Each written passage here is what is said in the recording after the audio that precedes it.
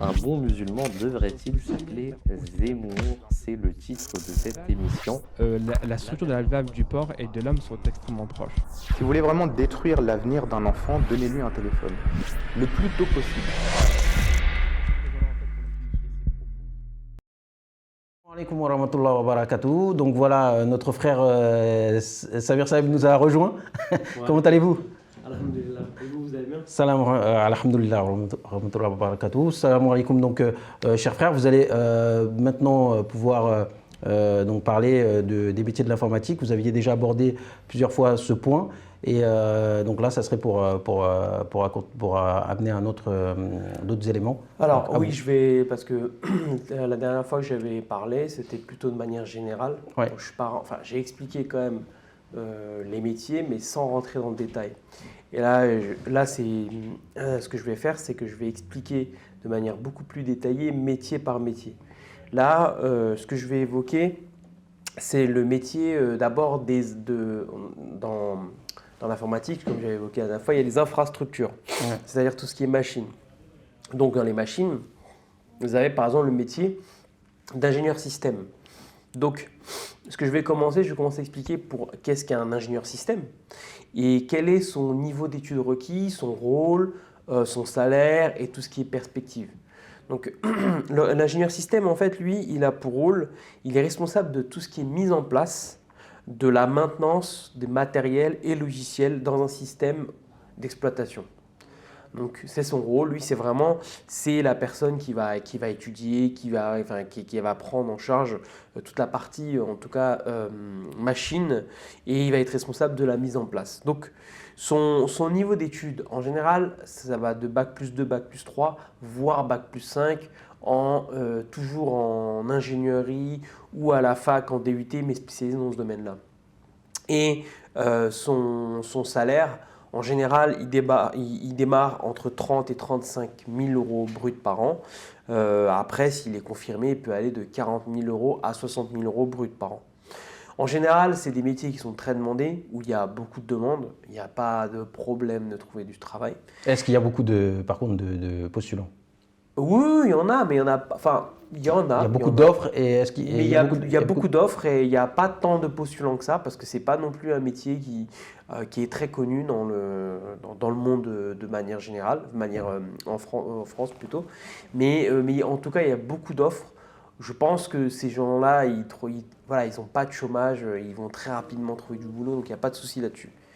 En général, c'est dans des grandes entreprises ou dans des sociétés de conseil qu'on trouve ce genre de métier, ce genre de job. Et ce qu'il a comme activité principale, c'est ce qu'on appelle une analyse du besoin. C'est-à-dire qu'il va, dans un premier temps, il y a un environnement technique. Cet environnement technique-là, lui, il va l'analyser. Il va analyser le besoin. Il y a quelqu'un qui va arriver à dire « Oh là, en ce moment, moi, j'ai des problèmes de performance. Voilà, moi, j'aimerais bien que tu comprennes… c'est un exemple que je donne, simple, c'est beaucoup plus compliqué, mais j'ai des problèmes de performance, par exemple, au niveau de mes machines. Voilà, il faut que tu analyses, tu comprennes le problème et que tu résous ce problème-là. » Donc, il recueille le besoin. Après, il formalise et il préconise des solutions. C'est-à-dire, il dit techniquement, parce qu'il a des connaissances techniques. Donc, il va dire, voilà les solutions à mettre en œuvre, etc. Et après, quand il a trouvé la bonne architecture à mettre en œuvre, lui, il va travailler sur la mise en place de cette architecture-là. Donc, il va mettre les bonnes technologies, les bonnes machines, etc., etc. Et après, il s'occupe aussi de la maintenance. C'est-à-dire que lui, quand il a mis en œuvre tout ça, il doit aussi s'occuper de la maintenance, comprendre tous les problèmes à venir, quels sont les patchs, quelles sont les nouvelles évolutions, quand il y a des problèmes, etc. Donc, voilà un peu son rôle. Donc, il est vraiment dans un rôle plutôt opérationnel des choses. Après, les perspectives. Alors, avant de parler de perspectives, je vais plutôt parler de quels sont les traits de personnalité, parce que c'est important pour que les gens sachent vraiment s'ils sont faits pour ce métier ou pas, parce que c'est pas fait pour tout le monde. Je veux dire, faut avoir un peu ce côté technique, d'accord, cette culture technique, c'est important, même quand on est jeune, un peu bricolé, etc. Il faut avoir une rigueur et une organisation. Voilà, il faut être très rigoureux. Il faut avoir une capacité d'analyse pour pouvoir trouver des solutions en situation d'urgence. Il faut aussi avoir une résistance au stress. C'est important parce que dans ce cas de figure-là, il y a beaucoup de… par exemple, il y a des problèmes qui arrivent, des crashs, des choses comme ça. Et il faut savoir résister au stress et rester calme et trouver les bonnes solutions.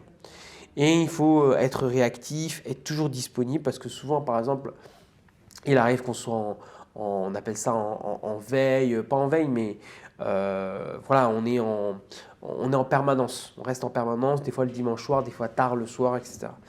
Et il faut être adaptable, curieux techniquement. Il faut toujours être en évolution constante parce que c'est des métiers qui évoluent constamment. Il ne faut pas rester sur ses acquis, il faut toujours aller rechercher l'information, aller voir un petit peu ce qui se passe. Exactement. Sinon, on peut être très vite dépassé. Exactement, c'est des technologies qui avancent très vite. Donc là, j'ai abordé le métier d'ingénieur système. Là, maintenant, je vais parler plutôt du responsable de sécurité informatique. Alors, c'est un métier qui est très récemment très demandé parce qu'il y a, comme on sait aujourd'hui, beaucoup de pirates. Le monde aujourd'hui est devenu incertain, mais le monde du web est devenu encore plus incertain. Oui, il y a de la cybercriminalité. Il y a de la cybercriminalité, il y a beaucoup de choses comme ça le hacking, etc., les pirates sur Internet, etc. Donc c'est vraiment des métiers qui sont de plus en plus en demandés. Donc, je vais d'abord définir ce qu'est un responsable de sécurité informatique. Donc lui, il évalue la vulnérabilité du système, d'accord, et du système d'information de l'entreprise. Et il met en œuvre la politique de sécurité de l'entreprise. Il met en place des solutions qui garantissent la disponibilité, la sécurité et l'intégrité du système. En général, c'est vraiment il faut qu'il y ait quand même une certaine taille de structure pour avoir… c'est une certaine taille d'entreprise qui peuvent se permettre d'avoir ce genre de responsable, ce genre de personnes-là. Par rapport à son niveau d'études, en général, c'est Bac+5. Et son rôle, ses niveaux de salaire, c'est des salaires assez confortables parce qu'on parle de 60 à 80 000 euros bruts par an, voire même 90 000 euros bruts par an. Parce que ce sont des profils très recherchés qui ont des compétences très pointues. Et comme j'évoquais, c'est plutôt des grandes entreprises, des grandes PME qui ont ce genre de besoins-là. Et là, on augmente, là. On était passé à 30, 40, là, vous êtes monté déjà à 60, 80, on va aller jusqu'où, là? Ouais. Ça va dépasser le plafond, là. C'est pas, mais en tout cas, voilà, c'est des métiers qui sont assez bien rémunérés. D'accord. Mais par contre, qui ont énormément de responsabilités parce que ce qu'il a comme rôle, c'est déjà, il réalise des audits. Des systèmes d'information, de la sécurité, il s'assure que voilà, le système qu'on lui présente, il est vraiment bien sécurisé. Et lui, après, il définit justement des politiques de mise en œuvre de sécurité à respecter. Et il définit les évolutions des normes. Il fait un travail de veille des normes de sécurité pour pouvoir les appliquer aussi au niveau des systèmes d'information. Donc aussi, il choisit les bonnes technologies à mettre en œuvre. On a par exemple tout ce qui est backup. Mais il travaille généralement pourquoi? Pour des SS2I, dans des sociétés d'informatique, où il travaille, où il va être délégué directement dans des grandes boîtes pour sécuriser le parc informatique. Il y a les deux. En consultant. Il y a les deux parce qu'il y a autant le besoin côté dans les grandes structures où ils ont besoin d'avoir un référent parce qu'ils peuvent pas. C'est un tel enjeu qu'il ne peut pas se permettre d'avoir un consultant parce qu'un consultant, ça veut dire qu'à un moment, il va partir. Oui. Il y a le cas où justement, il y a besoin d'avoir quelqu'un en interne pour s'assurer d'avoir ces compétences-là et les garder. Ça, c'est la première chose. La deuxième chose, par contre, c'est possible aussi que ce soit au niveau du conseil, de tout ce qui est ESN, SS2I, parce qu'ils ont besoin de conseils ponctuels dans un projet ou même des fois, c'est des hébergeurs qui ont besoin d'avoir quelqu'un qui intervient chez les clients. D'accord. Donc, il y a vraiment les deux cas de figure. Et puis voilà, lui, il détermine toutes ces normes. Lui, il est responsable vraiment de la sécurité. Et donc, alors, comme je vais venir tout à l'heure, aussi avec l'aptitude qu'il doit avoir. Lui, il doit avoir forcément des compétences techniques, il doit toujours être en veille, il doit vraiment s'assurer d'avoir toujours les compétences update, c'est très important dans son métier. D'avoir bien sûr des compétences techniques, mais ça c'est… Après, à un moment donné, la technique, ça ne suffit pas, il faut vraiment aller plus loin et suivre voilà, les nouvelles normes et appliquer et s'assurer de l'application de ces nouvelles normes. Et des fois même, il est responsable, il est hiérarchique de plusieurs équipes pour pouvoir s'assurer que eux, ils mettent bien en œuvre cette politique de sécurité informatique. Mais par rapport aux aptitudes professionnelles, il faut être confidentiel, il faut avoir un sens de la confidentialité, intégrité, il faut avoir l'éthique aussi. Faut être rigoureux et surtout une forte capacité à anticiper les problèmes qui peuvent arriver. Vraiment, l'anticipation, c'est le plus important. C'est comprendre quels sont les problèmes, les nouveaux bugs qui vont arriver, les nouvelles menaces pour pouvoir les anticiper au plus vite. Capacité de résistance au stress, très important parce qu'il est mis souvent sous pression. S'il y a un crash, c'est à lui qu'on lui a la responsabilité. On dit pourquoi tu n'as pas mis en œuvre des systèmes? Est-ce que tu n'as pas anticipé? Donc lui doit vraiment être sans cesse avoir anticipé l'ensemble des mesures à mettre en œuvre. Voilà un petit peu. Il doit être force de proposition, il doit être dynamique. Voilà pour le responsable de sécurité informatique. Et là, on va terminer par le directeur d'infrastructure de la production informatique.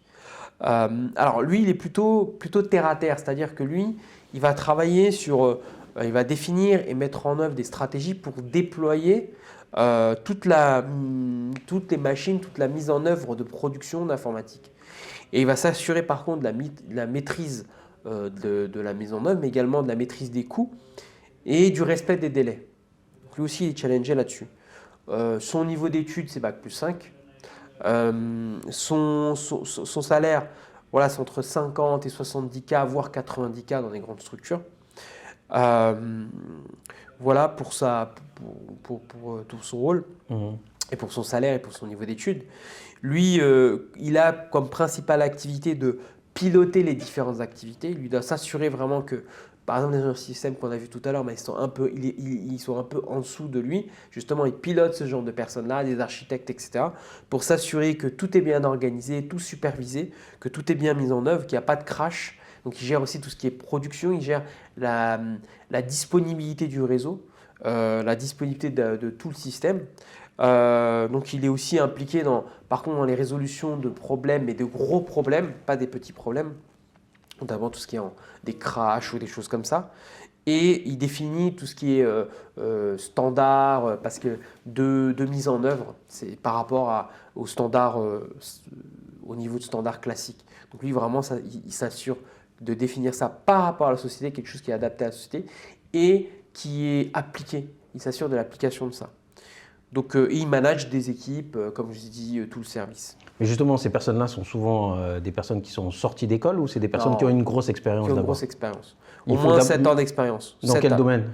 Ingénierie système, ce que je vous ai évoqué, c'est-à-dire ingénieur système, architecture de système, tous ces gens, des gens qui sont montés en compétences techniques et qui ont une appréhension, qui savent très bien de quoi on parle. Ils ont au départ un niveau Bac+5, ils ont fait d'abord des métiers, des postes opérationnels type ingénieur de système d'information, comme on a évoqué tout à l'heure, des fois architecte technique, et ils ont pris du galon, et ils sont devenus peut-être managers, et au fur et à mesure, ils sont devenus directeurs. D'accord. Après, c'est souvent des opportunités qui arrivent comme ça. Donc, c'est minimum 5 ans d'expérience, vraiment, minimum. Ouais. Et même 5 ans, je pense que ça ne suffit pas. Il faut vraiment un peu plus, 7 ans, 8 ans. Il doit avoir une bonne compréhension du système d'information des entreprises. Il doit maîtriser l'architecture du système. Et il doit avoir une bonne connaissance de tout ce qui est procédure de sauvegarde, maîtriser toutes les normes type ITIL. Bon, je ne rentrerai pas parce que dans tout ce qui est technique, mais ce sont des normes qu'on doit respecter lorsqu'on met en œuvre de l'infrastructure. Et puis, voilà, par rapport à son aptitude professionnelle, il doit avoir une forte capacité de travail, parce que c'est beaucoup de travail, résistance à la pression en cas de crise, qualité d'organisation, il doit être un bon organisateur, il doit gérer aussi son service, son budget, les coûts, parce qu'il est souvent challengé là-dessus. Il doit être réactif et disponible à chaque fois, et il doit être à l'écoute, il doit être dialogué, et il doit expliquer aussi de manière très simple auprès de personnes qui ne connaissent pas. Par exemple, quand il parle avec la direction, il faut qu'il sache vulgariser son discours pour que les gens qui, eux, ne sont pas techniques, comprennent de quoi il parle. D'accord. Jazakallah Hassan Jaza. Voilà. Donc je pense que vous avez fait le tour des postes et des métiers que vous vouliez aborder ce soir. J'espère que vous avez pu apprendre énormément donc, sur les différents métiers de l'informatique et je pense qu'on a fait un bon topo des différents postes et du moyen d'y parvenir en espérant que ça vous apprenne pas mal de choses et que ça suscite des vocations chez nos intervenants, chez nos téléspectateurs. S'il y a des questions. Et si vous avez des questions, effectivement, n'hésitez pas. Bon, je pense que là, aujourd'hui, on va devoir arrêter parce que l'émission, vous savez, dans le cadre du Ramadan, on fait une émission qui a une durée un peu particulière. Et en tout cas, je remercie tous les frères qui étaient là ce soir et qui ont pris de leur temps pour pouvoir discuter et parler du sujet qui nous intéressait ce soir. Et je remercie également les frères qui nous suivent. J'insiste encore, n'hésitez pas à partager cette vidéo au grand nombre autour de vous, à vos amis, vos proches, beaucoup de gens qui peuvent vouloir bénéficier des différents arguments de nos intervenants et bien sûr participer davantage. Posez vos questions à travers notre mail, bien sûr, qui s'affiche souvent à l'écran, MTA France, voilà. Et n'hésitez pas à poser vos questions là, on reviendra et ça nous permettra aussi également d'élaborer d'autres émissions sur ces thèmes. En tout cas, cette émission est maintenant terminée. Jazakallah Hassan Jaza pour tous les frères qui étaient là. Salam alaikum wa rahmatullahi wa barakatuh et à la prochaine émission, Inch'Allah. Un bon musulman devrait-il s'appeler Zemmour? C'est le titre de cette émission. La structure de la valve du porc et de l'homme sont extrêmement proches. Si vous voulez vraiment détruire l'avenir d'un enfant, donnez-lui un téléphone. Le plus tôt possible.